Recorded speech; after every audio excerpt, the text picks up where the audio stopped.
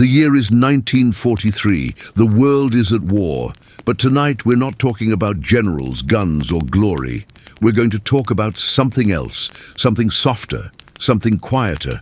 We're going to talk about food, not the kind served in cafes or family kitchens, but the kind that came in tins, in boxes, in brown paper wrappings, the kind that was carried in muddy backpacks, chewed while crouched in cold foxholes, shared in silence under distant artillery fire.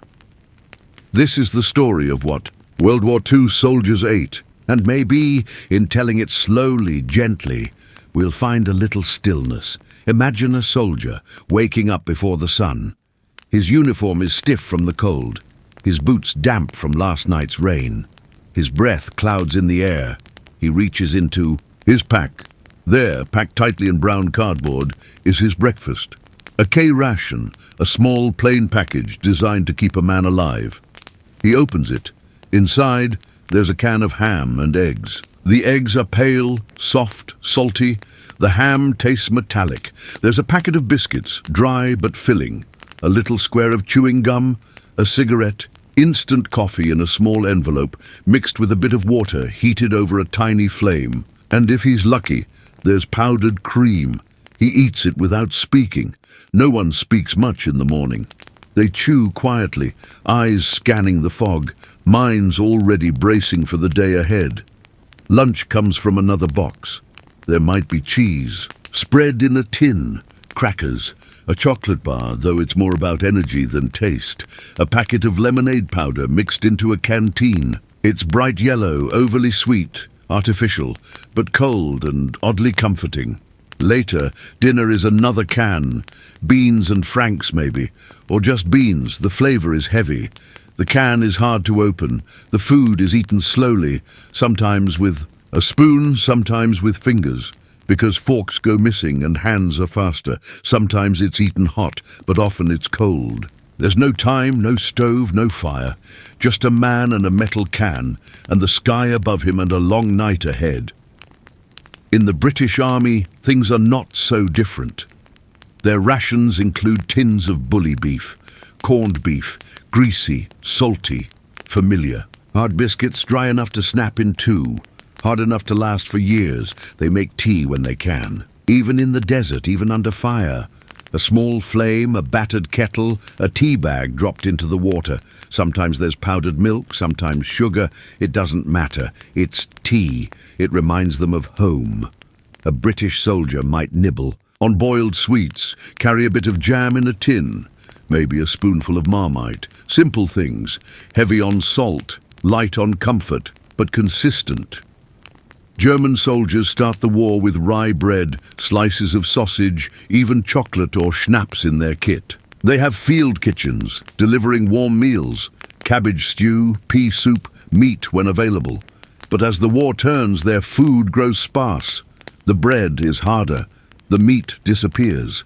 In the deep Russian winter, rations are whatever can be scavenged. Sometimes thin soup made from boiled potatoes, sometimes just water and salt. In desperation, soldiers boil leather, strip bark, chew on things that don't belong in the mouth, just to keep going. Still, they march.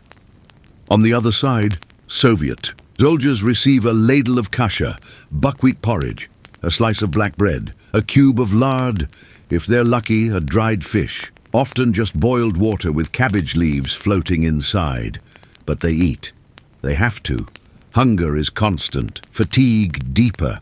But the war doesn't stop for empty stomachs. American GIs sometimes trade with locals, a bar of soap for fresh eggs, cigarettes for bread. In France they find wine. In Italy they find tomatoes. In the Pacific they dream of fruit. And one day, a can of peaches appears. Soft, golden, sweet. It tastes like sunlight.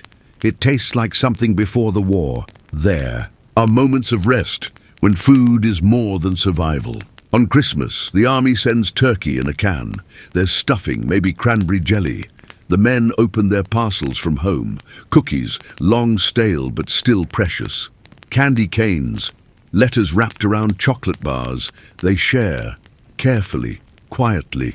They laugh a little more those nights. They remember the smell of their mother's kitchen, the sound of plates clinking, the taste of something warm. In the field, food smells are dangerous. A hot meal can give away a soldier's position. So they eat cold, they eat fast, they eat while moving. They eat in silence, always in silence. Cooks work in trucks, in tents, in forests. They stir vats of stew, spoon mashed potatoes into trays. They serve thousands. The food is basic but warm. One soldier called it filling, if not fulfilling. Behind the front lines, food supplies are managed like ammunition. Trains deliver. Crates, planes drop supplies by parachute. Mistakes mean hunger. Delays mean weakness. Sometimes the enemy gets there first. In North Africa, flies swarm the meat. In Russia, bread freezes solid. In the Pacific, cans rust from the rain. Soldiers learn to adapt. They open tins with bayonets. They heat water in helmets. They stir powdered soup in empty shell casings. They eat anything, everything, because war is hunger in motion. On some nights there is nothing. No rations arrived. No fire can be lit. A man chews on a biscuit he saved, or sucks on a sugar cube. He dreams of butter. He dreams of bread. He closes his eyes and remembers breakfast. Not here, not now, but at home. The smell of eggs, the sound of a radio, the clink of a fork against ceramic, and then morning comes. The rations arrive again. A new box. Same contents, different